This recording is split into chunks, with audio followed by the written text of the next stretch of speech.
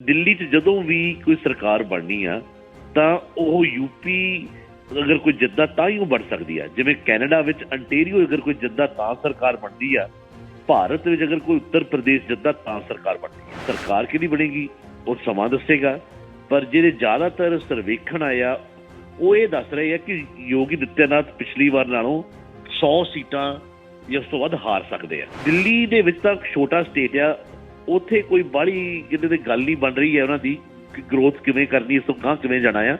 ਪੰਜਾਬ ਉਹਨਾਂ ਲਈ ਬਾਕੀ ਦੇਸ਼ ਲਈ ਗੇਟਵੇ ਆ। ਕੈਨੇਡਾ ਜਾਂ ਨਾਰਥ ਅਮਰੀਕਾ 'ਚ ਦੇਖੀਏ, ਜਿਹੜਾ ਬੰਦਾ ਜਿੱਤ ਗਿਆ ਉਹ ਜਿੱਤ ਗਿਆ, ਜਿਹੜਾ ਹਾਰ ਗਿਆ ਉਹ ਕਈ ਵਾਰੀ 4-4 ਸਾਲ ਲੱਭਦਾ ਹੀ ਨਹੀਂ ਹੈ। ਪਰ ਪੰਜਾਬ 'ਚ ਜਾਂ ਇੰਡੀਆ ਦੇ ਵਿੱਚ ਸਥਿਤੀ ਇਸ ਤੋਂ ਬਿਲਕੁਲ ਆਪੋਜ਼ਿਟ ਹੈ। ਸੋ ਇਸੇ ਕਰਕੇ ਬਹੁਤੇ ਲੋਕ ਕਹਿੰਦੇ ਭਾਈ ਕੋਈ ਗੱਲ ਨਹੀਂ, ਜੇ ਅਸੀਂ ਚਾਹੇ ਹਾਰੀਏ ਚਾਹੇ ਜਿੱਤੀਏ, ਜੇ ਸਾਡੀ ਸਰਕਾਰ ਬਣਦੀ ਹੈ ਤਾਂ ਅਸੀਂ ਜਿੱਤੇ ਹੀ ਹਾਂ। इश्तिहार है तब व्यापार है। अपना बिजनेस प्रमोट करने लिए संपर्क करो 647 400 68 6474006862 जी मीडिया ग्रुप। ਸੋ 3:35 ਹੋ ਗਏ ਨੇ। ਸੋ ਆਜੋ ਹੁਣ ਆਪਾਂ ਗੱਲ ਕਰਦੇ ਹਾਂ ਜੀ ਸਾਡੇ ਅੱਜ ਦੇ ਸੈਗਮੈਂਟ ਦੇ ਵਿੱਚ, ਜਿੱਥੇ ਗੁਰਸ਼ਨ ਬੋਬੀ ਸਿੱਧੂ ਹੋਰਾਂ ਦੇ ਨਾਲ ਅਸੀਂ ਪੰਜਾਬ ਦੀ ਸਿਆਸਤ ਪੰਜਾਬ ਤੋਂ ਇਲਾਵਾ ਬੋਬੀ ਜੀ ਥੋੜਾ ਜਿਹਾ ਦੱਸੋ, ਬਾਕੀ ਸੂਬਿਆਂ ਨੂੰ ਅਸੀਂ ਬਿਲਕੁਲ ਭੁੱਲੀ ਬੈਠੇ ਹਾਂ। 14 ਤਰੀਕ ਨੂੰ ਜਿੱਥੇ ਪਹਿਲਾਂ ਵੋਟਾਂ ਹੋ ਜਾਣੀਆਂ ਸੀ, ਤੇ ਦੱਸੋ ਥੋੜਾ ਜਿਹਾ ਇਸ ਵੇਲੇ ਬਾਕੀ ਸੂਬਿਆਂ ਦਾ ਕੀ ਮਾਹੌਲ ਹੈ? ਬਾਕੀ ਸੂਬੇ ਵੀ ਇੰਪੋਰਟੈਂਟ ਨੇ। ਜੇ 3 ਛੋਟੇ ਸੂਬੇ ਆ, ਮਨੀਪੁਰ, ਗੋਆ ਤੇ ਉੱਤਰਾਖੰਡ, ਉਹ ਤਾਂ ਇੰਪੋਰਟੈਂਟ ਨੇ। ਉੱਥੇ ਭਾਜਪਾ ਤੇ ਕਾਂਗਰਸ ਦੋਵਾਂ ਚੋਂ ਕਿਹਦੀ ਸਰਕਾਰ ਬਣਨੀ ਹੈ। ਸੋ ਜਿਹੜੀਆਂ ਨੈਸ਼ਨਲ ਲੈਵਲ ਦੀ ਦੋਨੋਂ ਪਾਰਟੀਆਂ ਹੈਗੀਆਂ ਆ, ਉਹਨਾਂ ਦੀ ਸਿੱਧੀ ਟੱਕਰ ਆ। ਅਗਰ ਫਿਰ ਚੱਲੀਏ ਪੰਜਾਬ ਵੱਲ, ਤਾਂ ਆਪਾਂ ਨੂੰ ਪਤਾ ਸਾਡਾ ਹੋਮ ਸਟੇਟ ਆ, ਸਾਲੀ ਬੜਾ ਇੰਪੋਰਟੈਂਟ ਆ। ਪਰ ਭਾਰਤ ਦਾ ਸਭ ਤੋਂ ਜਿਹੜਾ ਇੰਪੋਰਟੈਂਟ ਸਟੇਟ ਹੈ ਜਿੱਥੇ ਇਲੈਕਸ਼ਨ ਹੋ ਰਹੀ ਹੈਗਾ ਉੱਤਰ ਪ੍ਰਦੇਸ਼। ਉੱਤਰ ਪ੍ਰਦੇਸ਼ ਉਹ ਸਟੇਟ ਆ ਜਿਹੜਾ ਭਾਰਤ ਸਭ ਤੋਂ ਵੱਡਾ ਹੈਗਾ ਸੀਟਾਂ ਦੇ ਮੁਤਾਬਿਕ ਤੇ ਪੋਪੂਲੇਸ਼ਨ ਦੇ ਮੁਤਾਬਿਕ ਸਭ ਤੋਂ ਵੱਡਾ ਆ। ਤੇ ਦਿੱਲੀ 'ਚ ਜਦੋਂ ਵੀ ਕੋਈ ਸਰਕਾਰ ਬਣਨੀ ਆ ਤਾਂ ਉਹ ਯੂਪੀ ਅਗਰ ਕੋਈ ਜਿੱਦਾਂ ਤਾਂ ਹੀ ਉਹ ਬਣ ਸਕਦੀ ਆ। ਜਿਵੇਂ ਕੈਨੇਡਾ ਵਿੱਚ ਅੰਟੇਰੀਓ ਅਗਰ ਕੋਈ ਜਿੱਦਾਂ ਤਾਂ ਸਰਕਾਰ ਬਣਦੀ ਆ, ਭਾਰਤ ਵਿੱਚ ਅਗਰ ਕੋਈ ਉੱਤਰ ਪ੍ਰਦੇਸ਼ ਜਿੱਦਾਂ ਤਾਂ ਸਰਕਾਰ ਬਣਦੀ ਹੈ। ਤੇ ਉੱਤਰ ਪ੍ਰਦੇਸ਼ ਦੇ ਵਿੱਚ ਵੈਸੇ ਤਾਂ 4 ਪਾਰਟੀਆਂ ਮੁੱਖ ਤੌਰ ਤੇ ਮੰਨੀਆਂ ਜਾਂਦੀਆਂ ਆ। ਭਾਰਤੀ ਜਨਤਾ ਪਾਰਟੀ, ਸਮਾਜਵਾਦੀ ਪਾਰਟੀ ਤੇ ਉਹਦਾ ਅਲਾਇੰਸ ਜਿਵੇਂ ਜਯੰਤ ਸਿੰਘ ਚੌਧਰੀ ਦੀ ਪਾਰਟੀ ਨਾਲ ਹੋਇਆ ਆ, ਰਾਸ਼ਟਰੀ ਲੋਕ ਦਲ ਦੇ ਨਾਲ, RLD ਨਾਲ, ਜਾਂ ਫਿਰ ਤੁਸੀਂ ਲਾ ਲਓ ਬਸਪਾ ਹੈਗੀ ਆ, ਬਹੁਜਨ ਸਮਾਜ ਪਾਰਟੀ ਮਾਇਆਵਤੀ ਵਾਲੀ, ਤੇ ਜਾਂ ਫਿਰ ਕਾਂਗਰਸ ਪਾਰਟੀ। ਪਰ ਮਾਹਰਾਂ ਦਾ ਮੰਨਣਾ ਆ ਕਿ 4 ਪਾਰਟੀਆਂ ਭਾਵੇਂ ਪ੍ਰਮੁੱਖ ਮੰਨੀਆਂ ਜਾਂਦੀਆਂ, ਪਰ ਟੱਕਰ ਦੋਵਾਂ ਦੇ ਵਿੱਚ ਹੀ ਆ। ਬਹੁਜਨ ਸਮਾਜ ਪਾਰਟੀ ਵੀ ਆਪਣਾ ਬੇਸ ਖੋ ਚੁੱਕੀ ਹੈ ਤੇ ਕਾਂਗਰਸ ਤਾਂ ਬਿਲਕੁਲ ਹੀ ਖੋ ਚੁੱਕੀ ਹੈ। ਕਾਂਗਰਸ ਅਗਰ ਡਬਲ ਡਿਜਿਟ ਹਿੱਟ ਕਰ ਲਵੇ 10 ਸੀਟਾਂ ਤਾਂ ਉਹਨਾਂ ਲਈ ਬਹੁਤ ਵੱਡੀ ਪ੍ਰਾਪਤੀ ਹੋਏਗੀ ਇਸ ਇਲੈਕਸ਼ਨਾਂ ਦੇ ਵਿੱਚ। ਤੇ ਮਾਇਆਵਤੀ ਅਗਰ 20 ਸੀਟਾਂ ਤੱਕ ਪਹੁੰਚ ਜਾਵੇ ਤਾਂ ਉਹ ਲਈ ਬਹੁਤ ਵੱਡੀ ਪ੍ਰਾਪਤੀ ਹੋਏਗੀ। ਤੇ ਇਸ ਸੰਦਰਭ ਵਿੱਚ ਆਪਾਂ ਨੂੰ ਦੇਖਣਾ ਪੈਣਾ ਕਿ 403 ਸੀਟਾਂ ਹੈ, ਪੰਜਾਬ ਵਾਲੀਆਂ 117 ਨਹੀਂ। ਸੋ ਉੱਥੇ 10 ਤੇ 20 ਤੇ ਪਹੁੰਚਣਾ, ਕਿੰਨਾ ਕੁ ਟੋਟਲ ਵੋਟ ਪਰਸੈਂਟ ਨਿਕਲਦਾ, ਸੀਟ ਸ਼ੇਅਰ ਨਿਕਲਦਾ ਆ, ਉਹ ਤੁਸੀਂ ਆਪਣੀ ਅੰਦਾਜ਼ਾ ਲਾ ਸਕਦੇ ਆ। ਪਰ ਮੁੱਖ ਤੌਰ ਤੇ ਮੁਕਾਬਲਾ ਭਾਰਤੀ ਜਨਤਾ ਪਾਰਟੀ ਤੇ ਸਮਾਜਵਾਦੀ ਪਾਰਟੀ ਦਾ ਆ। ਸਰਕਾਰ ਕਿਹਦੀ ਬਣੇਗੀ ਉਹ ਸਮਾਂ ਦੱਸੇਗਾ, ਪਰ ਜਿਹੜੇ ਜ਼ਿਆਦਾਤਰ ਸਰਵੇਖਣ ਆਏ ਆ ਉਹ ਇਹ ਦੱਸ ਰਹੇ ਆ ਕਿ ਯੋਗੀ ਆਦਿੱਤਿਆਨਾਥ ਪਿਛਲੀ ਵਾਰ ਨਾਲੋਂ 100 ਸੀਟਾਂ ਜਾਂ ਉਸ ਤੋਂ ਵੱਧ ਹਾਰ ਸਕਦੇ ਆ, ਪਰ ਇਸ ਤੋਂ ਬਾਵਜੂਦ ਸਰਕਾਰ ਬਣਾ ਸਕਦੇ ਆ। ਕਿਉਂਕਿ ਪਿਛਲੀ ਵਾਰੀ 403 ਚੋਂ 325 ਸੀਟਾਂ ਲੈ ਗਏ ਸੀਗੇ। ਇਸ ਵਾਰੀ ਇਹ 100 ਸੀਟਾਂ ਘੱਟਦੀਆਂ ਵੀ, 225 ਤੇ ਵੀ ਆਉਂਦੀਆਂ, ਫਿਰ ਵੀ ਮੈਜੋਰਿਟੀ ਦੀ ਸਥਿਤੀ 'ਚ ਹੈਗੇ ਆ। ਸੋ ਸਰਵੇਖਣਾਂ ਦੇ ਆਧਾਰਿਤ ਮੈਂ ਗੱਲ ਕਹਿ ਰਿਹਾ, ਜ਼ਿਆਦਾਤਰ ਜਿੰਨੇ ਸਰਵੇਖਣ ਹਾਲੇ ਤੱਕ ਆਏ ਆ ਉਹ ਯੋਗੀ ਆਦਿੱਤਿਆਨਾਥ ਨੂੰ 225 ਤੋਂ 250 ਤੇ ਸਮਾਜਵਾਦੀ ਪਾਰਟੀ ਨੂੰ ਕੋਈ 125 ਤੋਂ 160 ਉਸ ਰੇਂਜ ਵਿੱਚ ਸੀਟਾਂ ਦਿੱਤੀਆਂ ਜਾ ਰਹੀਆਂ ਵੱਖਰੇ ਵੱਖਰੇ ਸਰਵੇਖਣ ਦੇ ਵਿੱਚ। ਇਹ ਸਮਾਂ ਹੀ ਦੱਸੇਗਾ ਕਿੰਨੇ ਹੁੰਦੇ ਆ, ਕਿਹੜੀ ਸੀਟਾਂ ਨਿਕਲਦੀਆਂ ਜ਼ਿਆਦਾ। ਟੱਕਰ ਦੋਵਾਂ ਦੇ ਵਿੱਚ ਆ, ਇੰਟਰਸਟਿੰਗ ਟੱਕਰ ਆ। ਤੇ ਮਾਇਆਵਤੀ ਤੇ ਕਾਂਗਰਸ ਪਾਰਟੀ ਜਿਹੜੀ ਕਿ ਚਾਹੇ ਹੈ ਕਿ ਪ੍ਰਿਅੰਕਾ ਵਾਡਰਾ, ਚੰਨੀ ਸਾਹਿਬ ਨੇ ਤਾਂ ਕਲੇਮ ਕੀਤਾ ਪੰਜਾਬ ਦੀ ਬਹੂ ਆ, ਵਿਆਹੇ ਹੋਏ ਮੁਰਾਦਾਬਾਦ ਆ, ਵੱਡਾ ਪਰਿਵਾਰ ਮੁਰਾਦਾਬਾਦ ਦਾ ਆ, ਤੇ ਨਾਲ ਉਹਨਾਂ ਦਾ ਆਪਣਾ ਹੋਮ ਗਰਾਊਂਡ ਅਮੇਠੀ, ਰਾਏਬਰੇਲੀ ਉੱਥੋਂ ਦੇ ਆ। ਤੇ ਪਰ ਕਾਂਗਰਸ ਉੱਥੋਂ ਇਰਰੈਲੇਵੈਂਟ ਹੁੰਦੀ ਨਜ਼ਰ ਆ ਰਹੀ ਹੈ। ਰਾਈਟ। ਅੱਛਾ, ਜੇ ਆਪਾਂ ਓਵਰਆਲ ਦੇਖੀਏ, ਜਿੱਥੇ ਆਪਾਂ ਪਹਿਲਾਂ ਵੀ ਗੱਲ ਕਰਦੇ ਸੀਗੇ ਕਿ ਕਈ ਵਾਰ ਅਸੀਂ ਸੀਮਤ ਹੋ ਜਾਈਦਾ ਆਪਣੇ ਸੂਬੇ ਤੱਕ ਹੀ, ਪਰ ਕੀ ਬਾਕੀ ਦੀਆਂ ਜਿਹੜੀਆਂ ਸਟੇਟਸ ਨੇ ਉੱਥੇ ਵੀ ਕਿਸੇ ਨੂੰ ਫਿਕਰ ਹੈ ਸਾਡੇ ਪੰਜਾਬ ਦਾ, ਕਿ ਉਹ ਵੀ ਸਾਡੇ ਵਾਂਗੂ ਬਾਕੀ ਸਾਰਾ ਕੁਝ ਭੁੱਲੀ ਬੈਠੇ, ਆਪੋ ਆਪਣੇ ਸੂਬਿਆਂ ਤੱਕ ਹੀ ਸਾਰੇ ਕੇਂਦਰਿਤ ਹੋਣਗੇ? ਇਹ ਆਪਾਂ ਇਕੱਲਿਆਂ ਦੇ ਵਿੱਚ ਤਾਂ ਨਹੀਂ ਇਸ ਤਰ੍ਹਾਂ ਹੋ ਰਿਹਾ ਹੋਣਾ? ਬਾਕੀ ਯੂਪੀ ਵਾਲਿਆਂ ਨੂੰ ਵੀ ਚੇਤਾ ਨਹੀਂ ਹੋਣਾ ਵੀ ਕਿਤੇ ਹੋਰ ਹੋ ਰਹੀ ਇਲੈਕਸ਼ਨ? ਦੇਖੋ ਜਿਹੜੇ ਦਿੱਲੀ 'ਚ ਬੈਠੇ ਨੇ ਨੈਸ਼ਨਲ ਮੀਡੀਆ, ਜਿਹੜੇ ਨੈਸ਼ਨਲ ਪੋਲੀਟਿਕਸ ਨੂੰ ਫੋਲੋ ਕਰਦੇ ਆ, ਉਹਨਾਂ ਦਾ ਸਭ ਤੋਂ ਵੱਡਾ ਰੁਝਾਨ ਉੱਤਰ ਪ੍ਰਦੇਸ਼ ਹੈ। ਨੰਬਰ 2 ਤੇ ਪੰਜਾਬ ਹੈ, ਕਿਉਂਕਿ ਪੰਜਾਬ ਇਸ ਲਈ ਮੰਨਿਆ ਜਾਂਦਾ ਹੈ ਕਿਉਂਕਿ ਅਗਰ ਇੱਥੇ ਕੋਈ ਤਬਦੀਲੀ ਹੁੰਦੀ ਆ, ਖਾਸ ਕਰਕੇ ਆਮ ਆਦਮੀ ਪਾਰਟੀ ਕਿਸੇ ਪੋਜੀਸ਼ਨ 'ਚ ਆਉਂਦੀ ਆ, ਉਹਦੇ ਨਾਲ ਭਾਰਤ ਦੀ ਰਾਜਨੀਤੀ 'ਚ ਇੱਕ ਬਦਲਾਵ ਆ ਸਕਦਾ ਆ। ਜਿਸ ਤਰ੍ਹਾਂ ਕਿ Bharatiya Janata party main party ਆ, ਉਹਦੇ ਮੁਕਾਬਲੇ ਦੀ ਪਾਰਟੀ ਨੰਬਰ 2 ਤੇ ਇਸ ਵੇਲੇ ਦਾ ਕਾਂਗਰਸ ਹੈ, ਪਰ ਉਹ ਡਿਕਲਾਈਨਿੰਗ ਫੇਜ਼ ਦੇ ਵਿੱਚ ਥੱਲੇ ਨੂੰ ਡਿੱਗਦੀ ਜਾ ਰਹੀ ਆ। ਜਿਹੜਾ ਅਲਟਰਨੇਟਿਵ ਨੈਸ਼ਨਲ ਬਣਨਾ ਆ ਕੋਈ, ਉਹ ਬਹੁਤ ਦੇਰ ਤੋਂ ਲੋਕਾਂ ਦੀਆਂ ਨਜ਼ਰਾਂ ਅਰਵਿੰਦ ਕੇਜਰੀਵਾਲ ਵੱਲ ਆ, ਖਾਸ ਤੌਰ 'ਤੇ ਇਸ ਗੱਲ ਕਰਕੇ ਕਿਉਂਕਿ ਉਹ ਦਿੱਲੀ ਦੇ ਚੀਫ ਮਿਨਿਸਟਰ ਆ। ਦਿੱਲੀ ਜਿਹੜਾ ਕੈਪੀਟਲ ਸਿਟੀ ਹੋਣ ਕਰਕੇ ਤੇ ਜਿਹੜੀ ਪੋਲੀਟੀਕਲ ਵਿਚਾਰ ਵਟਾਂਦਰਾ ਜਦੋਂ ਹੁੰਦਾ ਆ, ਪੋਲੀਟੀਕਲ ਜਿਹੜਾ ਮੀਡੀਆ ਆ, ਦੇਖੋ ਵੈਸੇ ਤਾਂ ਬੰਬੇ ਵੀ ਮੰਨਿਆ ਜਾਂਦਾ ਕਮਰਸ਼ੀਅਲ ਕੈਪੀਟਲ ਹੈ ਭਾਰਤ ਦੀ, ਉੱਥੇ ਵੀ ਮੀਡੀਆ ਬੜਾ ਸਟਰੋਂਗ ਆ, ਪਰ ਬੰਬੇ ਜਿਹੜਾ ਹੈਗਾ ਉਹ ਬਿਜ਼ਨਸ ਹੱਬ ਹੈ ਜਾਂ ਐਂਟਰਟੇਨਮੈਂਟ ਹੱਬ ਹੈ। ਪਰ ਜਿਹੜਾ ਪੋਲੀਟੀਕਲ ਜਿਹੜਾ ਹੱਬ ਹੈ ਭਾਰਤ ਦਾ, ਉਹ ਪਾਵਰ ਦਾ ਜੋ ਗੜ੍ਹ ਹੈਗਾ ਆ, ਕੇਂਦਰ ਹੈ, ਉਹ ਹੈਗਾ ਦਿੱਲੀ। ਸੋ ਦਿੱਲੀ ਦੇ ਵਿੱਚ ਸੂਬੇ ਦੀ ਸਰਕਾਰ ਅਰਵਿੰਦ ਕੇਜਰੀਵਾਲ ਹੋਣ ਕਰਕੇ, ਹਿੰਦੀ ਹਾਰਟਲੈਂਡ ਸਾਰਾ ਏਰੀਆ ਹੋਣ ਕਰਕੇ, ਉਹ ਲੋਕਾਂ ਨੂੰ ਇੱਕ ਉਮੀਦ ਸੀਗੀ ਕਿ ਅਰਵਿੰਦ ਕੇਜਰੀਵਾਲ ਕਦੇ ਨਾ ਕਦੇ ਨੈਸ਼ਨਲ ਪੋਲੀਟਿਕਸ ਵਿੱਚ ਹੌਲੀ ਹੌਲੀ ਐਂਟਰੀ ਮਾਰੇਗਾ, ਆਪਣਾ ਪ੍ਰਭਾਵ ਵਧਾਏਗਾ। ਐਂਟਰੀ ਤਾਂ ਪਹਿਲਾਂ ਵੀ ਮਾਰੀ ਸੀ, ਇੱਕ ਵਾਰ ਵਾਰਾਣਸੀ ਚੋਣ ਲੜੀ ਸੀ, ਹਾਰ ਗਿਆ ਸੀਗੇ, ਪਰ ਲੋਕਾਂ ਨੂੰ ਇਸ ਗੱਲ ਦੀ ਉਮੀਦ ਸੀਗੀ ਕਿ ਇਹ ਹੌਲੀ ਹੌਲੀ ਆਪਣੀ ਪਕੜ ਮਜ਼ਬੂਤ ਕਰਦੇ ਜਾਣਗੇ। ਤੇ ਦਿੱਲੀ ਦੇ ਵਿੱਚ ਤਾਂ ਛੋਟਾ ਸਟੇਟ ਆ, ਉੱਥੇ ਕੋਈ ਬਾਹਲੀ ਕਿਤੇ ਤੇ ਗੱਲ ਨਹੀਂ ਬਣ ਰਹੀ ਹੈ ਉਹਨਾਂ ਦੀ ਗਰੋਥ ਕਿਵੇਂ ਕਰਨੀ, ਇਸ ਤੋਂ ਗਾਂਹ ਕਿਵੇਂ ਜਾਣਾ ਆ। ਪੰਜਾਬ ਉਹਨਾਂ ਲਈ ਬਾਕੀ ਦੇਸ਼ ਲਈ ਗੇਟਵੇ ਆ ਕਿ ਜਦੋਂ ਪੰਜਾਬ ਅਗਰ ਉਹ ਕਾਮਯਾਬ ਹੋ ਜਾਂਦੇ ਆ, ਫਿਰ ਉਹਨਾਂ ਕੋਲ ਬ੍ਰੈਗਿੰਗ ਰਾਈਟਸ ਹੋ ਜਾਣਗੇ, ਚਾਹੇ ਉਹ ਹਰਿਆਣੇ ਲਈ ਹੋਣ, ਚਾਹੇ ਰਾਜਸਥਾਨ ਲਈ ਇਵੈਂਚੁਅਲੀ ਹੋਣ, ਬਾਕੀ ਸਟੇਟਸ ਵੀ ਐਂਟਰੀ ਕਰ ਸਕਦੇ ਆ। ਤੇ ਈਵਨ ਇਸ ਵਾਰ ਵੀ ਗੋਆ ਤੇ ਉੱਤਰਾਖੰਡ ਵਿੱਚ ਚਾਹੇ ਆਮ ਆਦਮੀ ਪਾਰਟੀ ਕੋਈ ਸੀਟਾਂ ਵਾਲੀਆਂ ਨਾ ਜਿੱਤ ਸਕੇ, ਕਈ ਸਰਵੇਖਣ ਦਾ ਕਹਿੰਦੇ ਉਹ ਸੀਟਾਂ ਜਿੱਤ ਵੀ ਰਹੇ ਆ ਦੋਨੋਂ ਸੂਬਿਆਂ ਦੇ ਵਿੱਚ, ਪਰ ਉਹ ਦੇਖਣਾ ਪਏਗਾ ਕਿ ਕਿੰਨਾ ਕੁ ਵੋਟ ਸ਼ੇਅਰ ਇਹਨਾਂ 2 ਸੂਬਿਆਂ 'ਚ ਲੈ ਕੇ ਜਾਂਦੇ ਆ।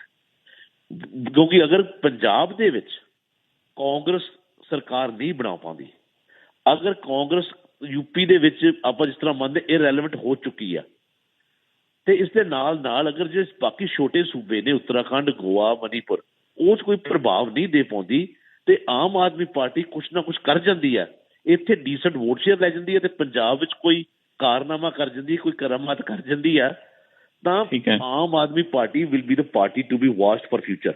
ਪਰ ਹੱਲੇ ਮੈਂ ਪਹਿਲਾਂ ਜਦੋਂ ਰਿਜ਼ਲਟ ਨਹੀਂ ਆਉਂਦੇ ਉਨੀ ਦੇਰ ਤੋਂ ਪਹਿਲਾਂ ਕੋਈ ਬੜਾ ਇਹਨਾਂ ਡਿਸਕਸ਼ਨਸ ਨਹੀਂ ਪੈਣਾ ਚਾਹੁੰਦਾ, ਕਿ ਗਰੰਟੀਆਂ ਨਹੀਂ ਲੈਣਾ ਚਾਹੁੰਦਾ ਕਿ ਇਸ ਤਰ੍ਹਾਂ ਹੀ ਹੋਏਗਾ। ਇਹ ਇੱਕ ਕਿਆਸ ਅਰਾਈਆਂ ਆ ਜਿਹੜੀਆਂ ਮੈਂ ਆਪਣੇ ਸਰੋਤੇ ਨਾਲ ਸਾਂਝੀਆਂ ਕੀਤੀਆਂ।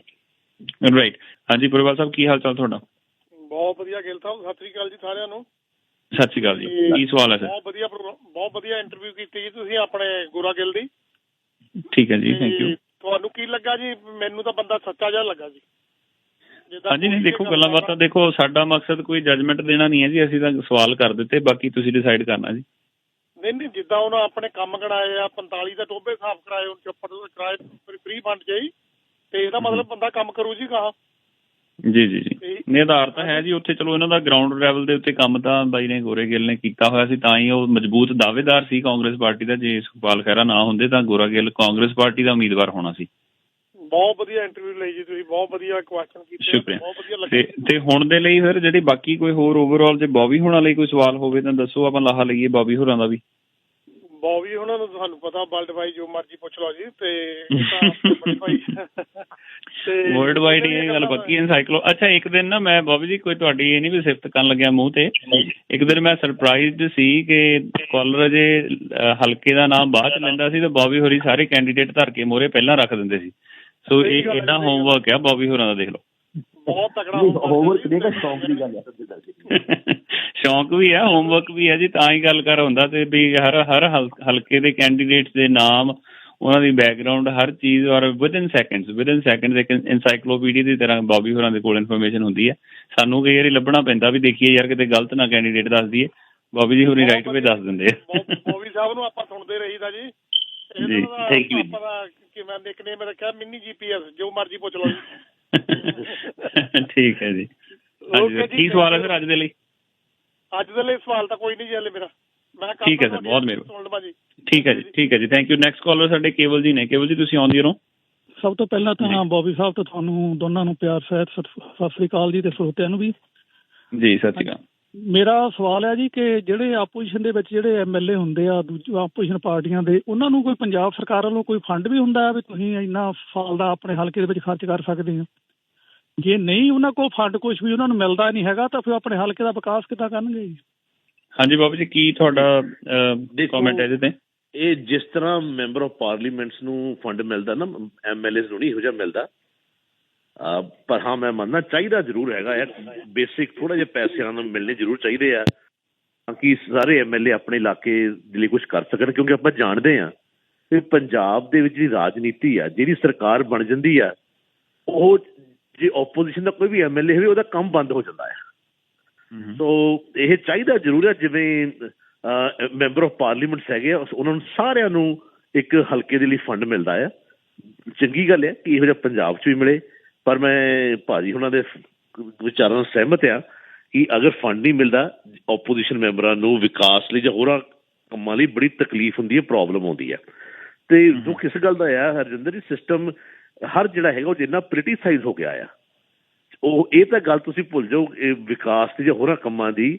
ਈਵਨ ਜਿਹੜੀਆਂ ਬਦਲੀਆਂ ਲੈ ਕੇ ਕੋਈ ਇੰਸਪੈਕਟਰ ਲਾਉਣਾ, ਕੋਈ SHO ਲਾਉਣਾ, DSP ਲਾਉਣਾ, ਤਹਿਸੀਲਦਾਰ ਲਾਉਣਾ, SDM ਲਾਉਣਾ, ਹੋਰ ਇਹੋ ਜਿਹੇ ਕੰਮਾਂ ਦੇ ਵਿੱਚ ਵੀ MLA ਦੀ ਇਨਵੋਲਵਮੈਂਟ, ਹਲਕਾ ਇੰਚਾਰਜ ਜਿਹੜੀ ਕਿ ਕੋਈ ਕੌਂਸਟੀਟਿਊਸ਼ਨਲ ਪੋਸਟਿੰਗ ਨਹੀਂ, ਉਹਦੀਆਂ ਬਹੁਤ ਜ਼ਿਆਦਾ ਹੋ ਗਈਆਂ।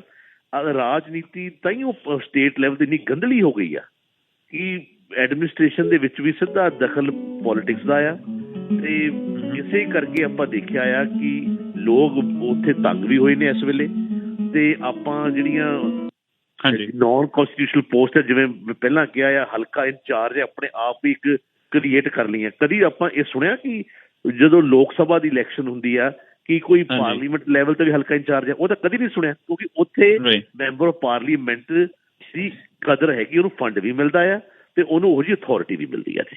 ਅੱਛਾ, ਇੱਥੇ ਬਾਬੂ ਜੀ ਇੱਕ ਚੀਜ਼ ਆਪਾਂ ਜਿੱਥੇ ਇਹਨਾਂ ਨੇ ਗੱਲ ਕੀਤੀ ਉਹਦੇ ਨਾਲ ਜੁੜਦੀ ਇਹ ਹੈ ਕਿ ਤੁਸੀਂ ਦੇਖਿਆ ਹੋਣਾ ਕਿ ਜਿਹੜੀ ਸਰਕਾਰ ਸੱਤਾ 'ਚ ਹੁੰਦੀ ਹੈ, ਜਿਹੜੀ ਪਾਰਟੀ ਸੱਤਾ 'ਚ ਹੁੰਦੀ ਹੈ, ਉਹਨਾਂ ਦੇ ਹਾਰੇ ਹੋਏ MP ਜਾਂ ਹਾਰੇ ਹੋਏ MLAs ਵੀ ਜਿੱਤਿਆਂ ਨਾਲੋਂ ਵੱਧ ਪਾਵਰ ਰੱਖਣ ਵਾਲਾ ਜਿਹੜਾ ਟਰੈਂਡ ਚੱਲਦਾ ਹੈ। ਜੇ ਅਸੀਂ ਇੱਥੇ ਕੈਨੇਡਾ ਜਾਂ ਨਾਰਥ ਅਮਰੀਕਾ 'ਚ ਦੇਖੀਏ, ਜਿਹੜਾ ਬੰਦਾ ਜਿੱਤ ਗਿਆ ਉਹ ਜਿੱਤ ਗਿਆ, ਜਿਹੜਾ ਹਾਰ ਗਿਆ ਉਹ ਕਈ ਵਾਰੀ 4-4 ਸਾਲ ਲੱਭਦਾ ਹੀ ਨਹੀਂ ਹੈ। ਪਰ ਪੰਜਾਬ 'ਚ ਜਾਂ ਇੰਡੀਆ ਦੇ ਵਿੱਚ ਸਥਿਤੀ ਇਸ ਤੋਂ ਬਿਲਕੁਲ ਆਪੋਜ਼ਿਟ ਹੈ। ਸੋ ਇਸੇ ਕਰਕੇ ਬਹੁਤੇ ਲੋਕ ਕਹਿੰਦੇ ਭਾਈ ਕੋਈ ਗੱਲ ਨਹੀਂ, ਜੇ ਅਸੀਂ ਚਾਹੇ ਹਾਰੀਏ ਚਾਹੇ ਜਿੱਤੀਏ, ਜੇ ਸਾਡੀ ਸਰਕਾਰ ਬਣਦੀ ਹੈ ਤਾਂ ਅਸੀਂ ਜਿੱਤੇ ਹੀ ਹਾਂ। ਬਿਲਕੁਲ ਜੀ, ਜਾਂ ਤਾਂ ਚੇਅਰਮੈਨੀਆਂ ਮਿਲ ਜਾਂਦੀਆਂ ਆ ਜਾਂ ਫਿਰ ਉਹ ਆਪਣੇ ਹਲਕੇ ਦੇ ਵਿੱਚ ਇਹੋ ਜਿਹਾ ਦਬਦਬਾ ਰੱਖ ਲੈਂਦੇ ਆ, ਕਿਉਂਕਿ ਲੋਕ ਕੰਮਾਂ ਨਾਲ ਜੁੜੇ ਹੁੰਦੇ ਆ। ਜਿਸ ਤਰ੍ਹਾਂ ਮੈਂ ਦੱਸਿਆ ਕਿ ਬਦਲੀਆਂ, ਆਪਣੇ ਮਨਪਸੰਦ ਦਾ ਆਫਿਸਰ ਲੈ ਕੇ ਆਉਣਾ, ਉਹ ਜਿਹੜੇ ਆਫਿਸਰ ਵੀ ਆਪਣੇ ਪੋਲੀਟੀਕਲ ਬੌਸ ਨੂੰ ਖੁਸ਼ ਕਰਦੇ ਆ, ਉਹਨਾਂ ਦੇ ਕੰਮਕਾਰ ਕਰਦੇ ਆ। ਉਹ ਪ੍ਰਭਾਵ ਉਹੀ ਰੱਖਦੇ। ਖੁਸ਼ੀ ਇਸ ਗੱਲ ਦੀ ਆ ਕਿ ਜਿਹੜਾ ਪਾਰਲੀਮੈਂਟ ਲੈਵਲ ਦੇ ਉੱਤੇ ਇਹੋ ਜਿਹਾ ਅਸਰ ਦੇਖਣ ਨੂੰ ਨਹੀਂ ਮਿਲਦਾ। ਤੁਸੀਂ ਕਦੀ ਨਹੀਂ ਸੁਣਿਆ ਹੋਊਗਾ ਕਿ ਪਾਰਲੀਮੈਂਟ ਵਿੱਚ ਕਿਸੇ ਇਲੈਕਸ਼ਨ ਲੜੀ ਆ, ਉਹ ਹਾਰ ਗਿਆ, ਅਤੇ ਉਹ ਜਿਹੜਾ ਮੌਜੂਦਾ ਪਾਰਲੀਮੈਂਟ ਆ, ਮੈਂਬਰ ਆਫ ਪਾਰਲੀਮੈਂਟ ਹੈ, ਉਹਦੇ ਨਾਲੋਂ ਜ਼ਿਆਦਾ ਥੋੜਾ ਘੱਟ ਹੈ। ਹਾਂ, ਇਹ ਗੱਲ ਸਹੀ ਤੁਹਾਡੀ। MLA ਦੀ ਇਨਵੋਲਵਮੈਂਟ ਜ਼ਿਆਦਾ, ਪਰ MLA ਸਟੇਟ ਲੈਵਲ ਤੇ ਬਹੁਤ ਜ਼ਿਆਦਾ ਇਨਵੋਲਵਮੈਂਟ ਆ। ਆਪਾਂ ਆਸ ਕਰਦੇ ਹਾਂ ਕਿ ਇਹ ਸਟੇਟ ਲੈਵਲ ਤੇ ਹੌਲੀ ਹੌਲੀ ਘਟੇ ਜੀ।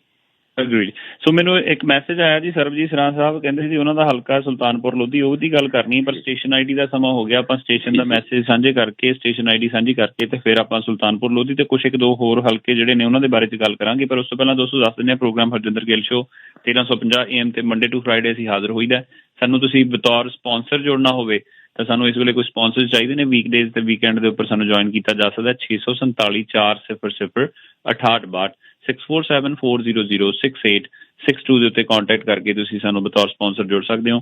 ਤੇ ਸਟੇਸ਼ਨ ਦੇ ਮੈਸੇजेस ਤੇ ਫਿਰ ਉਸ ਤੋਂ ਬਾਅਦ ਅਗਲੇ ਕਾਲਰਸ ਦੇ ਨਾਲ ਵੀ ਗੱਲ ਕਰਾਂਗੇ ਤੇ ਨਾਲ ਕੁਛ ਇੱਕ ਦੋ ਹਲਕਿਆਂ ਦੇ ਬਾਰੇ 'ਚ ਤੁਹਾਡੇ ਤੱਕ ਜਾਣਕਾਰੀ ਪਹੁੰਚਦੀ ਕਰਦੇ ਹਾਂ ਜੀ। ਅਸੀਂ ਮੈਨੂੰ ਸਟੇਸ਼ਨ ID ਸਾਂਝੀ ਕਰ ਲਓ ਤੇ ਫਿਰ ਦੁਬਾਰਾ ਆਉਂਦੇ ਹਾਂ।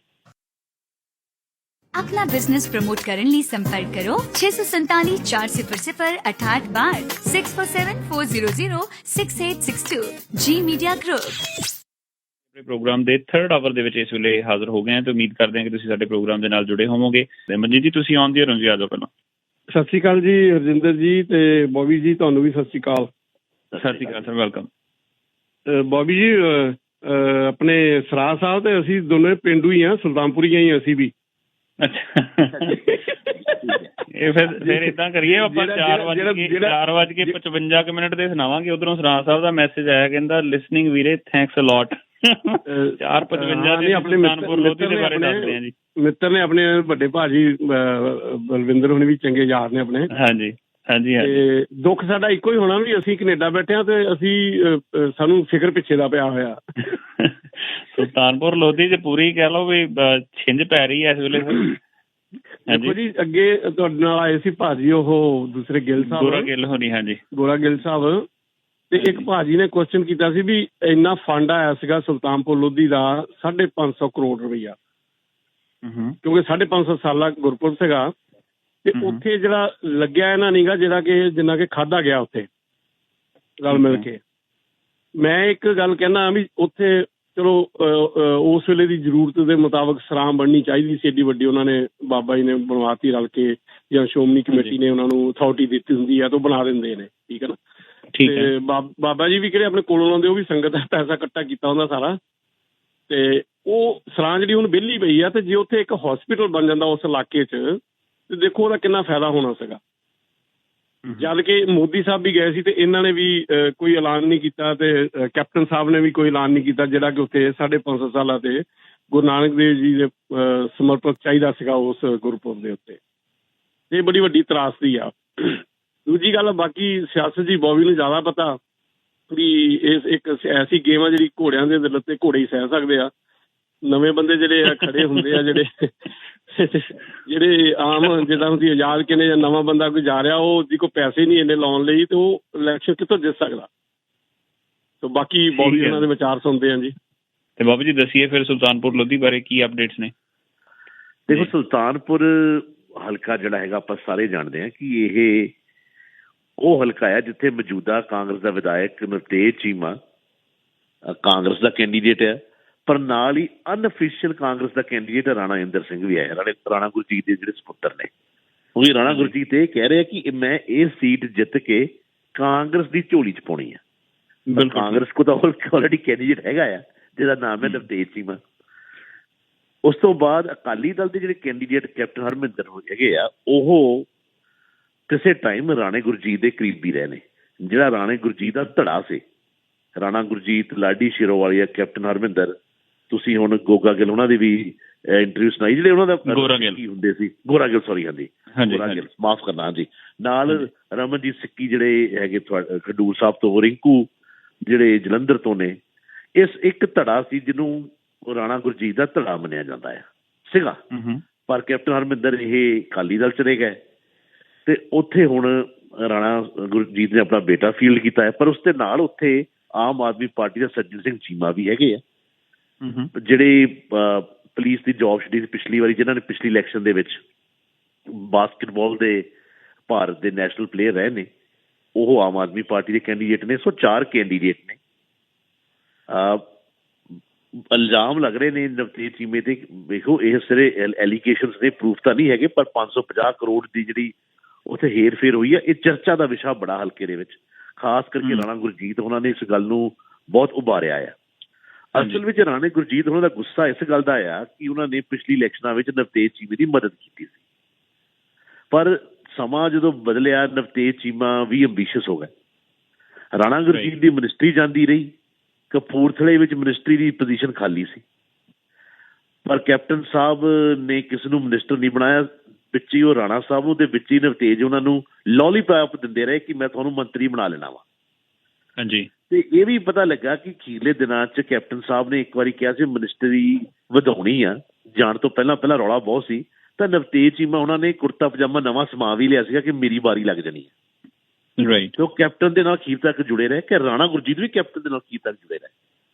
ਜਦੋਂ ਲੀਡਰਸ਼ਿਪ ਬਦਲੀ, ਜਦੋਂ ਆਏ ਚੰਨੀ ਸਾਹਿਬ, ਉਦੋਂ ਰਾਣਾ ਗੁਰਜੀਤ ਹੁਣੀ ਬਾਜੀ ਮਾਰ ਗਏ ਤੇ ਉਹ ਮਿਨਿਸਟਰ ਗਏ ਬਣ, ਤੇ ਨਵਤੇਜ ਚੀਮਾ ਹੁਣੀ ਰਹਿ ਗਏ। ਤੇ ਪਰ ਇੱਕ ਲੈਟਰ ਲਿਖੀ ਗਈ ਨਵਜੋਤ ਸਿੱਧੂ ਨੂੰ, ਜਿਹਨੂੰ ਸੁਖਪਾਲ ਖਹਿਰਾ, ਨਵਤੇਜ ਚੀਮਾ, ਫਲੌਰ ਵਾਲੇ ਦੇ ਧਾਰੀਵਾਲ ਸਾਹਿਬ, ਉਹ ਇੱਕ ਚੱਬੇਵਾਲ ਸਾਹਿਬ ਸੀ, 1-2 ਹੋਰ MLA, ਹੈਨਰੀ ਸਾਹਿਬ ਦੇ ਬੇਟੇ ਜਿਨ੍ਹਾਂ ਨੇ, ਬਾਬਾ ਹੈਨਰੀ, ਜਿਨ੍ਹਾਂ ਨੇ ਚਿੱਠੀ ਲਿਖੀ ਸੀ, ਸਾਈਨ ਕੀਤੇ ਸੀ।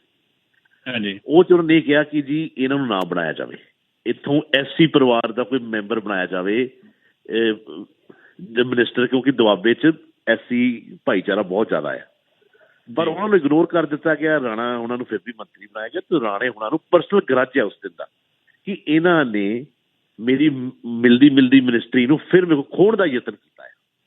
ਤੇ ਇੱਕ ਵਾਰੀ ਹੁੰਦਾ ਨਹੀਂ ਭਾਜੀ ਬੋਣ ਵਾਲੀ ਗੱਲ, ਉਹ ਨਵਤੇਜ ਜੀ ਨਾਲ ਭਾਜੀ ਮੋੜ ਆਏ ਆ ਤੇ ਭਲਾਥ ਵਿੱਚ ਵੀ ਭਾਜੀ ਮੋੜਨ ਵਾਲੀ ਗੱਲ ਜ਼ਿਆਦਾ ਹੈ। ਜਿਹੜਾ ਗੋਰਾ ਗਿੱਲ ਖੜੇ ਆ, ਇਹ ਵੀ ਸਭ ਨੂੰ ਪਤਾ ਕਿ ਉਹ ਵੀ ਰਾਣਾ ਗੁਰਜੀਤ ਦੇ ਖਾਸਮ ਖਾਸ ਨੇ। ਰਾਣਾ ਗੁਰਜੀਤ ਸਟੇਜਾਂ ਤੋਂ ਅੱਜ ਵੀ ਕਹਿੰਦੇ ਕਿ ਉਹ ਮੇਰੇ ਪੁੱਤਰਾਂ ਵਰਗਾ ਆ, ਪਰ ਉੱਥੇ ਵੀ ਉਹ ਸੁਖਪਾਲ ਖਹਿਰਾ ਦੇ ਖਿਲਾਫ ਖੜੇ ਨੇ।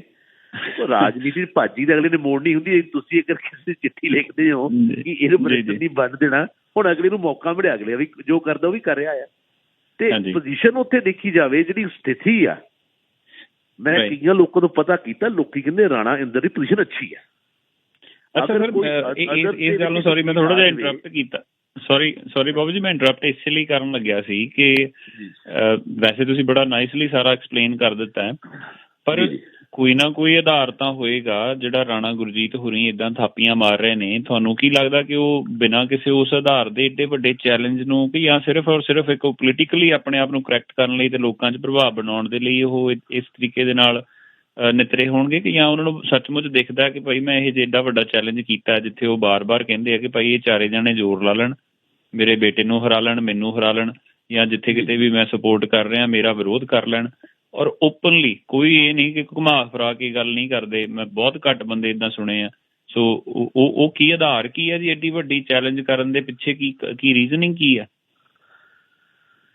ਦੇਖੋ ਹਰਜਿੰਦਰ ਜੀ, ਅਗਰ ਏਡਾ ਵੱਡਾ ਕਦਮ ਚੱਕਿਆ ਆ ਤੇ ਕੱਲ ਨੂੰ ਕੋਈ ਆਧਾਰ ਨਾ ਹੋਵੇ, ਜ਼ਮਾਨਤ ਜ਼ਬਤ ਹੋ ਜਾਵੇ, ਬੰਦੇ ਦੀ ਬੇਇੱਜ਼ਤੀ ਬੜੀ ਹੁੰਦੀ ਹੈ।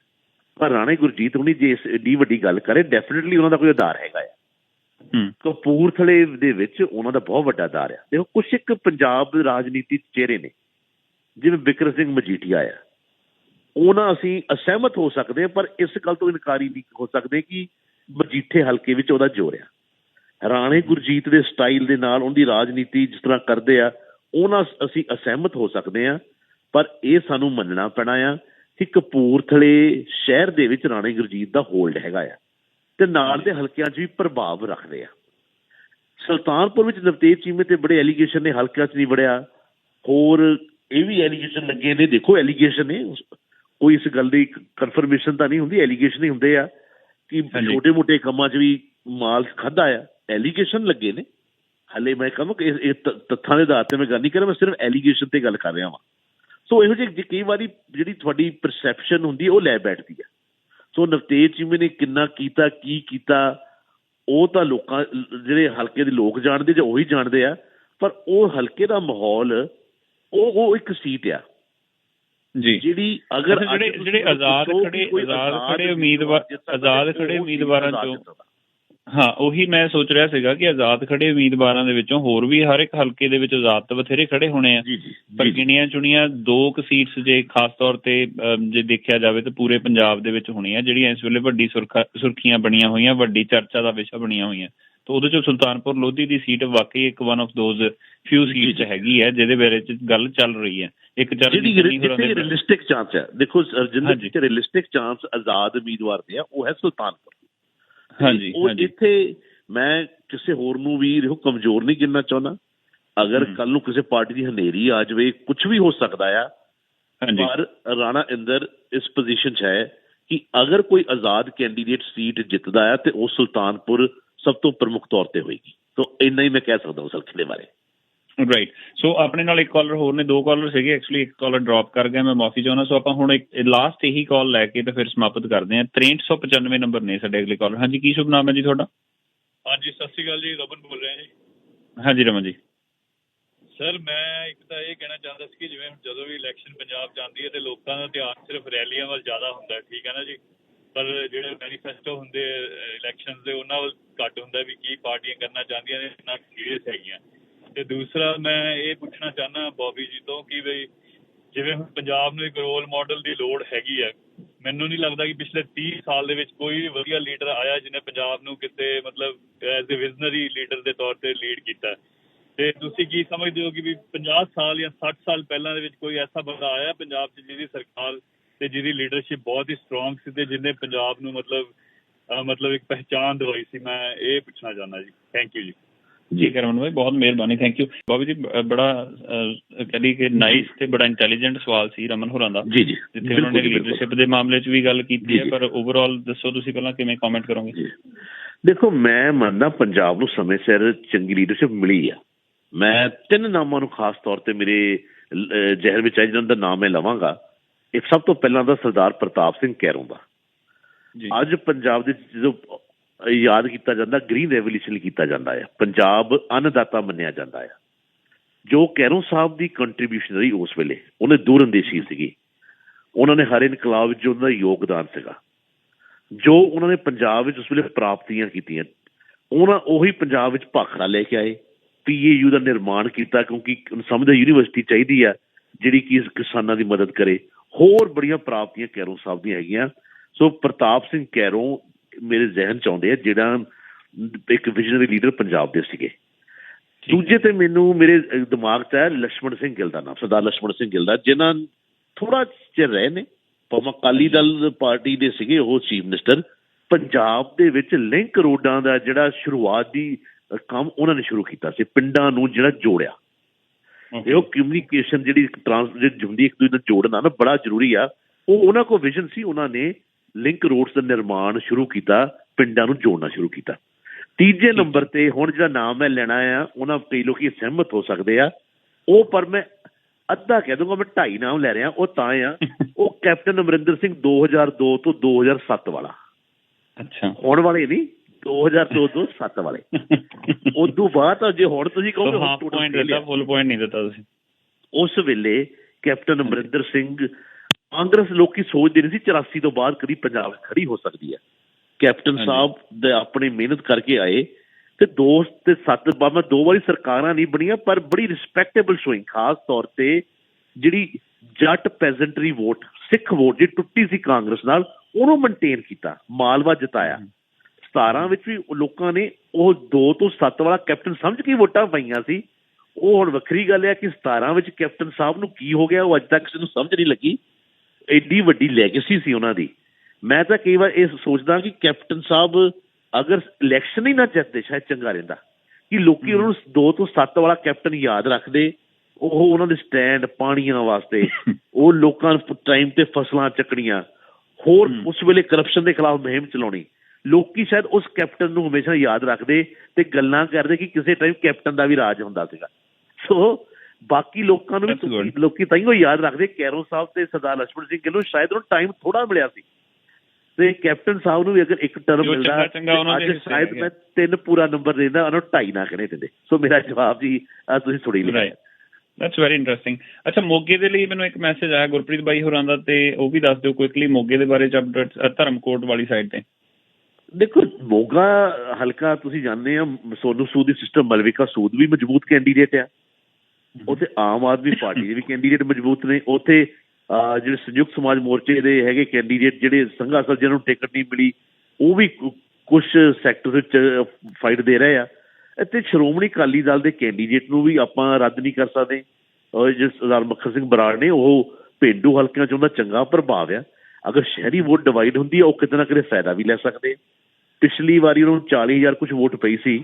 ਇਸ ਵਾਰੀ ਅਗਰ ਸ਼ਹਿਰੀ ਹਲਕਿਆਂ 'ਚ ਵੋਟ ਜ਼ਿਆਦਾ ਵੰਡ ਹੋ ਜਾਂਦੀ, ਕਿਉਂਕਿ BJP ਦਾ ਕੈਂਡੀਡੇਟ ਵੀ ਆ। ਮੋਗੇ ਦੇ ਜਿਹੜੇ ਲੋਕ ਨੇ, ਜੇ ਜਾਣਦੇ ਹੋਣਗੇ, ਸ਼ਹਿਰ ਦੇ ਵਿੱਚ ਮੋਗੇ ਦੇ ਵਿੱਚ RSS ਦੀ ਇੱਕ ਪੱਕੀ ਵੋਟ ਆ। ਤੁਹਾਨੂੰ ਯਾਦ ਹੋਣਾ ਕਿ ਇੱਕ ਵਾਰੀ ਜਦੋਂ ਖਾੜਕੂਵਾਦ ਵੇਲੇ ਵੀ ਉੱਥੇ ਇੱਕ ਵਾਰੀ ਗੋਲੀ ਕਾਂਡ ਹੋਇਆ ਸੀ RSS ਦੀ, ਉੱਥੇ ਜਦੋਂ ਸ਼ਾਖਾਵਾਂ ਲੱਗਦੀਆਂ ਸੀ। ਮੈਂ ਛੋਟਾ ਜਿਹਾ ਸੀ, ਮੈਨੂੰ ਅੱਜ ਤੱਕ ਕੋਈ ਯਾਦ ਹੈ। ਮੈਨੂੰ ਗੱਲ ਕਰਦੇ ਨੂੰ, ਤੁਸੀਂ ਗੱਲ ਕਰਨੀ ਨਾ, ਗੱਲ ਕੀਤੀ, ਉਹ ਗੱਲ ਯਾਦ ਆਈ ਨਹੀਂ ਕਿ ਮੈਨੂੰ ਕਈ ਵਾਰ ਗੱਲਾਂ ਕਰਦੇ ਨੂੰ ਵੈਸੇ ਗੱਲਾਂ ਯਾਦ ਆ ਜਾਂਦੀਆਂ ਆ। ਮੋਗਾ ਦੇ ਵਿੱਚ ਉਸ ਵੇਲੇ ਮੈਨੂੰ ਜਦੋਂ ਗੱਲ ਕੀਤੀ RSS ਦੀ, ਉਦੋਂ ਮੇਰੇ ਮਨ 'ਚ ਆਇਆ, ਉਦੋਂ ਲੋਕਲ ਕੋਈ ਮੋਗਾ ਦੇ ਸਾਡੇ ਕੋਈ ਕੱਲ ਦੱਸ ਵੀ ਸਕਦੇ, ਉਦੋਂ ਉੱਥੇ ਗੋਲੀ ਕਾਂਡ ਵੀ ਹੋਇਆ ਸੀਗਾ। ਸੋ ਉੱਥੇ ਮੋਗੇ ਦੇ ਵਿੱਚ ਇੱਕ RSS ਦੀ ਵੀ ਆਇਡੈਂਟੀਫਾਈਡ ਵੋਟ ਹੈਗੀ ਆ। ਇੰਨੀ ਕਿ ਨਹੀਂ ਹੈ ਕਿ ਸੀਟ ਜਿਤਾ ਸਕੇ, ਪਰ ਥੋੜੀ ਬਹੁਤ ਕਿਸੇ ਹੋਰ ਪਾਰਟੀ ਦੀ ਖਰਾਬ ਕਰ ਸਕਦੀ ਹੈ। ਖਰਾਬ ਉਹਨੇ ਕੀ ਕਰਨੀ ਹੈ ਇਸ ਵੇਲੇ, ਉਹ ਕਰਨੀ ਕਾਂਗਰਸ ਦੀ। ਸੋ ਮੁਕਾਬਲਾ ਦਿਲਚਸਪ ਆ। ਉਹ ਸੀਟ ਦੇ ਵਿੱਚ ਮਲਵਿਕਾ ਸੂਦ, ਮੱਖਣ ਬਰਾੜ, ਆਪ ਦੇ ਵਿੱਚੋਂ ਤਿੰਨਾਂ 'ਚੋਂ ਕੋਈ ਵੀ ਜਿੱਤ ਸਕਦਾ ਹੈ ਜੀ। ਰਾਈਟ। ਤੇ ਧਰਮਕੋਟ ਤੋਂ ਜਿੱਥੇ ਤੋਤਾ ਸਿੰਘ ਹੋਰੀ ਨੇ, ਉੱਥੋਂ ਦਾ ਵੀ ਥੋੜਾ ਜਿਹਾ ਵੇਰਵਾ। ਉੱਥੇ ਵੀ ਤੋਤਾ ਸਿੰਘ, ਉੱਥੇ ਵੀ ਜੀ ਤ੍ਰਿਕੋਣਾ ਮੁਕਾਬਲਾ। ਕਾਕਾ ਲੋਹਗੜ੍ਹ ਵੀ ਕਹਿੰਦੇ ਹੁੰਦੇ ਉੱਥੇ ਆ, ਤੋਤਾ ਸਿੰਘ ਵੀ ਉੱਥੇ ਮੁਕਾਬਲਾ ਦੇ ਰਿਹਾ। ਤੇ ਆਮ ਆਦਮੀ ਪਾਰਟੀ ਦਾ ਜਨਰਲੀ ਗ੍ਰਾਫ ਉੱਠਿਆ ਹੋਇਆ ਮਾਲਵੇ ਦੇ ਵਿੱਚ। ਸੋ ਮੈਂ ਉਹਨਾਂ ਨੂੰ ਉੱਥੋਂ ਰੱਦ ਨਹੀਂ ਕਰਦਾ। ਸੋ ਉਹ ਵੀ ਤਿਕੋਣਾ ਮੁਕਾਬਲਾ ਆ, ਤੇ ਇਹ ਕਹਿ ਦੇਣਾ ਕਿ ਕਿਹੜਾ ਬੰਦਾ ਗਰੰਟੀ ਜਿੱਤੇਗਾ ਉਹ ਬੜਾ ਨਾਮੁਮਕਿਨ ਹੈ ਜੀ।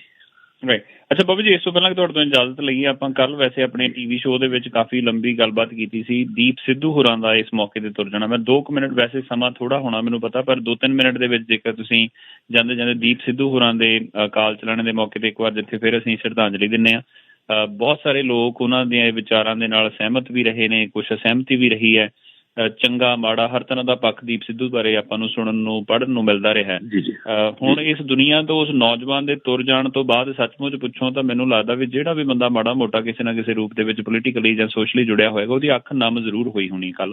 ਤੁਸੀਂ ਕਿਵੇਂ ਦੇਖਦੇ ਹੋ ਦੀਪ ਸਿੱਧੂ ਹੋਰਾਂ ਦੇ ਤੁਰ ਜਾਣ ਨੂੰ?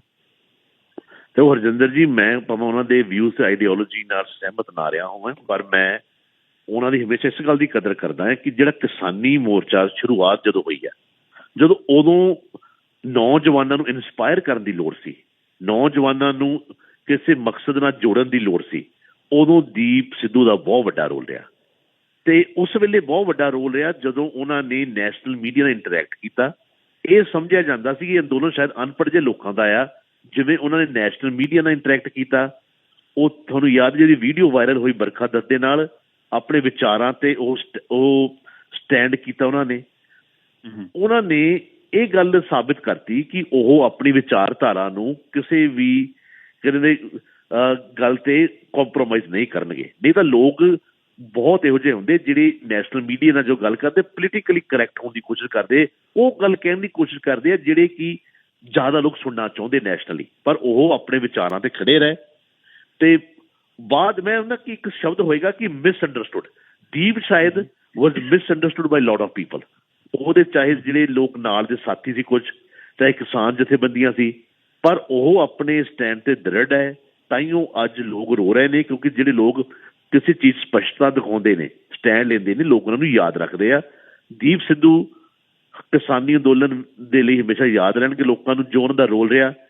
ਮੈਨੂੰ ਪਤਾ ਫਿਲਮਾਂ 'ਚ ਵੀ ਉਹਨੇ ਕੰਮ ਕੀਤਾ, ਹੋਰ ਵੀ ਕੀਤਾ, ਪਰ ਮੈਂ ਉਹਨਾਂ ਨੂੰ ਹਮੇਸ਼ਾ ਕਿਸਾਨੀ ਅੰਦੋਲਨ ਜਿਹਦਾ ਰੋਲ ਰਿਹਾ ਯਾਦ ਕਰੂੰਗਾ। ਜਿਹੜੇ ਖਾਸ ਕਰਕੇ ਜਦੋਂ ਪਹਿਲਾਂ ਉਹਨਾਂ ਦਾ ਇੰਟਰੈਕਸ਼ਨ ਹੋਇਆ, ਜਦੋਂ ਆਪਾਂ ਦਿੱਲੀ ਬਾਰਡਰ ਵੱਲ ਨੂੰ ਜਾ ਰਹੇ ਸੀਗੇ ਤੇ ਉੱਥੇ ਪੁਲਿਸ ਆਫਿਸਰਾਂ ਨਾਲ ਜਿਹੜੀ ਉਹਨਾਂ ਦੀ ਝੜਪ ਹੋਈ, ਤੇ ਜਿਵੇਂ ਉਹਨਾਂ ਨੇ ਇੰਗਲਿਸ਼ ਵਿੱਚ ਉਹਦੀ ਵਾਰਤਾਲਾਪ ਹੋਈ ਸੀ, ਜਿਹੜੀ ਉਸ ਵੇਲੇ ਬੜਾ ਪੂਰੇ ਦੇਸ਼ ਵਿੱਚ ਵਾਇਰਲ ਹੋ ਗਈ ਸੀ ਕਿ ਕਿਹੜਾ ਨੌਜਵਾਨ ਆ ਜਿਹੜਾ ਇੰਨੀ ਚੰਗੀ ਤਰ੍ਹਾਂ ਇੱਕ IPS ਅਫਸਰ ਦਾ ਤਕਰੀਰਾਂ ਕਰ ਰਿਹਾ ਵਾ, ਜਿਹੜਾ ਆਪਣੇ ਹੱਕਾਂ ਦੀ ਗੱਲ ਕਰ ਰਿਹਾ ਆ। ਉਹ ਇਮੇਜ ਕਦੀ ਕਿਸੇ ਨੂੰ ਭੁੱਲਣੀ ਨਹੀਂ। ਫਿਰ ਬਰਖਾ ਦੱਤ ਦੀ ਇੰਟਰਵਿਊ ਕਿਸੇ ਨੂੰ ਭੁੱਲਣੀ ਨਹੀਂ ਹੈਗੀ। ਬਾਅਦ ਦੇ ਵਿੱਚ ਅਨਫੋਰਚੂਨੇਟਲੀ ਕੁਛ ਇੰਸੀਡੈਂਟ ਹੋਏ, ਉਹਨਾਂ ਨੂੰ ਉਹੀ ਗੱਲ ਉਹਨਾਂ ਦੇ ਸਾਥੀ ਵੀ ਮਿਸਅੰਡਰਸਟੈਂਡ ਕਰਨ ਲੱਗ ਪਏ। ਚਲੋ ਸਮਾਂ ਉਹ ਵੀ ਸੀਗਾ, ਪਰ ਅੱਜ ਕੋਈ ਇਹੋ ਜਿਹਾ ਮੈਨੂੰ ਲੱਗਦਾ ਪੋਲੀਟੀਕਲੀ ਬੰਦਾ ਨਹੀਂ ਹੋਏਗਾ, ਜਾਂ ਇਹੋ ਜਿਹਾ ਕੋਈ ਵੀ ਪੰਜਾਬ ਦਾ ਭਲਾ ਚਾਹੁੰਦਾ ਕੋਈ ਸ਼ਖਸ ਨਹੀਂ ਹੋਏਗਾ ਜਿਹਦੀਆਂ ਅੱਖਾਂ ਨਮ ਨਾ ਹੋਈਆਂ ਹੋਣ। ਤੇ ਮੈਂ ਦੀਪ ਸਿੱਧੂ ਹੁਣਾਂ ਨੂੰ ਇੱਕ ਵਾਰ ਫਿਰ ਸ਼ਰਧਾਂਜਲੀ ਅਰਪਿਤ ਕਰਦਾ ਹਾਂ। ਤੇ ਹਰਜਿੰਦਰ ਜਾਣ ਤੋਂ ਪਹਿਲਾਂ ਇੱਕ ਹੋਰ ਮੈਂ ਚੀਜ਼ ਕਰਨੀ ਚਾਹੁੰਦਾ, ਜੇ ਭੁੱਲ ਗਿਆ, ਜਿਹੜੀ ਮੈਨੂੰ ਸ਼ੁਰੂਆਤ 'ਚ ਕਰਨੀ ਚਾਹੀਦੀ ਸੀ। ਅੱਜ ਰਾਜਨੀਤੀ ਵੀ ਬੜੀ ਇਸ ਗੱਲ ਤੇ ਹੋ ਰਹੀ ਹੈ, ਪਰ ਮੈਂ ਅੱਜ ਦੇ ਦਿਨ ਤੇ ਖਾਸ ਤੌਰ ਤੇ ਗੁਰੂ ਰਵਿਦਾਸ ਜੀ ਉਹਦੀ ਜਯੰਤੀ ਆ, ਉਹਨਾਂ ਨੂੰ ਵੀ ਸ਼ਰਧਾ ਦੇ ਫੁੱਲ ਭੇਟ ਕਰਦਾ ਆ। ਉਹਨਾਂ ਨੂੰ ਜਿਹੜੇ ਉਹਦੇ ਫੋਲੋਅਰ ਨੇ, ਸਿੱਖ ਧਰਮ ਦੇ ਸਾਰੇ ਉਹਦੇ ਫੋਲੋਅਰ ਹੈ, ਕਿਉਂਕਿ ਗੁਰੂ ਗ੍ਰੰਥ ਸਾਹਿਬ ਵਿੱਚ ਉਹਨਾਂ ਦੀ ਬਾਣੀ ਦਰਜ ਆ। ਸੋ ਮੈਂ ਜਿਹੜੇ ਉਹਨਾਂ ਨੂੰ ਜਿੱਥੇ ਸ਼ਰਧਾ ਫੁੱਲ ਭੇਟ ਕਰਦੇ, ਤੇ ਜਿਹੜੀ ਬਰਾਬਰਤਾ ਦੀ ਗੱਲ, ਸਿਵਲ ਰਾਈਟਸ ਦੀ ਗੱਲ ਉਸ ਵੇਲੇ ਉਦੋਂ ਸਦੀਆਂ ਦੇ ਵਿੱਚ ਭਾਰਤ ਦੇ ਵਿੱਚ ਹੁੰਦੀ ਰਹੀ ਆ। ਚਾਹੇ ਉਹ ਸਾਡੇ ਗੁਰੂ ਸਾਹਿਬਾਨਾਂ ਦਾ ਸੰਦੇਸ਼ ਸੀ, ਚਾਹੇ ਗੁਰੂ ਰਵਿਦਾਸ, ਭਗਤ ਕਬੀਰ, ਭਗਤ ਨਾਮਦੇਵ, ਜਿਹੜੀ ਉਸ ਵੇਲੇ ਬਰਾਬਰਤਾ ਦੀ ਗੱਲ ਹੋਈ ਸੀ। ਦੁੱਖ ਹੈਗਾ ਕਿ ਪੰਜਾਬ ਵਿੱਚ ਅਸੀਂ ਅੱਜ ਉਹ ਮੈਸੇਜ ਭੁੱਲ ਕੇ ਜਾਤ ਪਾਤ ਨੂੰ ਉਭਾਰਿਆ ਜਾ ਰਿਹਾ, ਰਾਜਨੀਤੀ ਲਈ ਧਰਮਾਂ 'ਚ ਵੰਡਿਆ ਜਾ ਰਿਹਾ ਆ।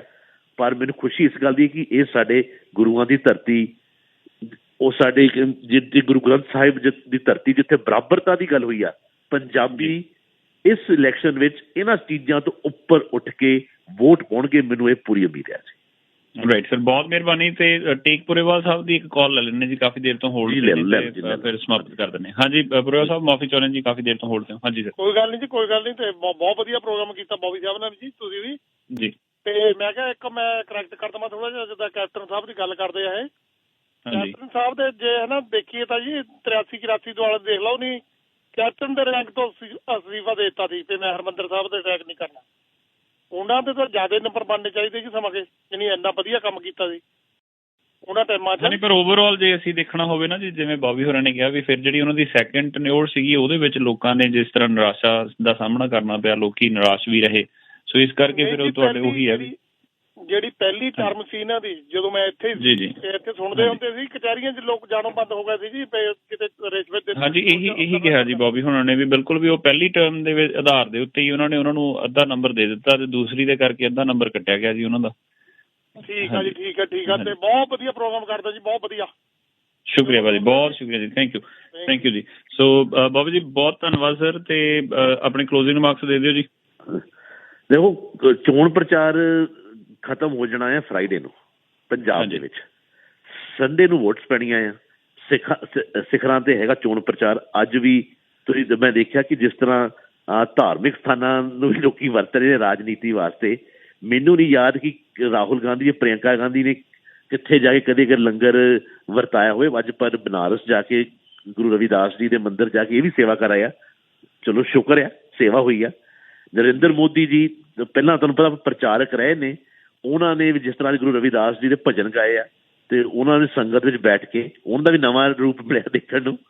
ਤੇ ਚੰਨੀ ਸਾਹਿਬ ਵੀ ਸਵੇਰੇ ਵਿਸ਼ੇਸ਼ ਤੌਰ ਤੇ ਬਨਾਰਸ ਜਾ ਕੇ ਫਲਾਈ ਕੀਤਾ ਉਹਨਾਂ ਨੇ, ਦਿੱਲੀ ਵਿੱਚ ਛੁੱਟੀ ਕਰ ਦਿੱਤੀ ਗਈ। ਮੈਨੂੰ ਇਸ ਗੱਲ ਦੀ ਤਾਂ ਖੁਸ਼ੀ ਆ ਕਿ ਗੁਰੂ ਰਵਿਦਾਸ ਜੀ ਲਈ ਸਾਰੇ ਸ਼ਰਧਾ ਦਿਖਾ ਰਹੇ ਆ, ਪਰ ਮੈਂ ਆਸ ਕਰਦਾ ਇਹ ਦਿਲੋਂ ਸ਼ਰਧਾ ਦਿਖਾ ਰਹੇ ਆ ਤੇ ਜਿਹੜੀ ਉਹਨਾਂ ਦੀ ਸਿੱਖਿਆ ਬਰਾਬਰਤਾ ਦੀ ਆ, ਇਹ ਭੇਦ ਭਾਵ ਦੀ ਆ, ਉਹ ਦੂਰ ਕਰਨਗੇ ਰਾਦਰ ਦੈਨ ਕਿ ਸਿਰਫ ਸਿਆਸੀ ਲਾਹਾ ਲੈਣ ਲਈ। ਬਸ ਦੁੱਖ ਇਸ ਗੱਲ ਦਾ ਆ ਕਿ ਜਿਹੜੀ ਉਹਨਾਂ ਦੀ ਬੇਸਿਕ ਸਿੱਖਿਆ ਸੀਗੀ ਬਰਾਬਰਤਾ ਦੀ, ਅੱਜ ਜਿਹੜੇ ਸਾਡੇ ਰਾਜਸੀ ਲੋਕ ਆ, ਲੋਕਾਂ ਨੂੰ ਅੱਜ ਉਹਨਾਂ ਦੀ ਜਿਹੜੀ ਜਯੰਤੀ ਔਰ ਜਿਹਦਾ ਜਨਮ ਦਿਹਾੜਾ ਆ, ਉਹ ਲੋਕਾਂ ਨੂੰ ਵੰਡਣ ਲਈ ਵਰਤਿਆ ਜਾ ਰਿਹਾ ਵੋਟਾਂ ਲਈ। ਇਹ ਕਿੰਨੀ ਤਰਾਸਦੀ ਹੈ ਸਾਡੇ ਸਿਸਟਮ ਦੀ ਤੇ ਰਾਜਨੀਤਿਕ ਸਿਸਟਮ ਦੀ। ਖੈਰ, ਉੱਪਰ ਵਾਲਾ ਪੰਜਾਬ ਦਾ ਭਲਾ ਕਰੇ।